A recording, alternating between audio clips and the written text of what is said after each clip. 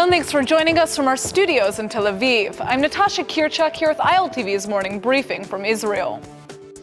Fierce clashes broke out this morning in the West Bank after two Israeli soldiers accidentally entered the Qalandia refugee camp. The non-combat troops mistakenly drove their army vehicle into the area and came under a barrage of Molotov cocktails and stones. They were eventually forced to flee the vehicle by foot as it was being torched by the rioters. The Israeli army entered the camp to rescue the soldiers, and 10 troops and border police officers were injured during the operation when a violent clash erupted. A Palestinian man was also killed in the skirmish, and dozens of Palestinians were injured as security forces struggled to quell the disturbances. The Israeli company Sodastream has laid off the last of its Palestinian workers following extensive pressure from the BDS movement. The company produces carbonated drinks and has been the target of an aggressive boycott campaign for producing its products in the West Bank. Actress Scarlett Johansson has even been targeted for advertising for Sodastream. Facing a loss in international sales, Sodastream has closed down its West Bank plant and built a new factory in the southern town of Levachim instead.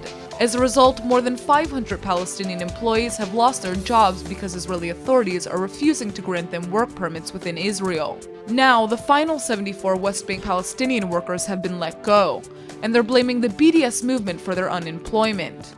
They say they have no prospect for employment in the West Bank, which has a very high unemployment rate.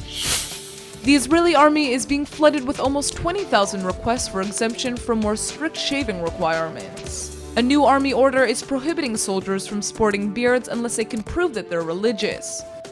Several rabbis and recruits are opposing the rule, but as of today, the army is enforcing stricter rules on secular soldiers who are unshaven.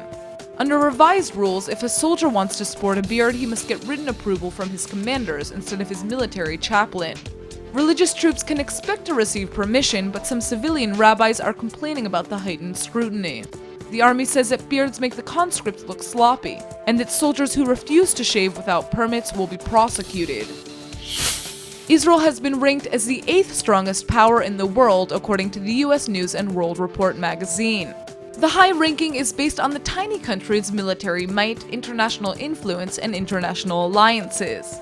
While the Israeli Prime Minister is proudly flaunting the high ranking, Israel didn't do as well in some of the 8 other categories in which the country was ranked. The Jewish state placed in 34th place for quality of life, 35th place for cultural influence, and 0.9 out of 10 for friendliness. I guess Tel Aviv needs to work on its charm. That's all for now. I'm Natasha Kirchuk, and see you later with our main daily broadcast from Israel at 2 p.m. Eastern Time.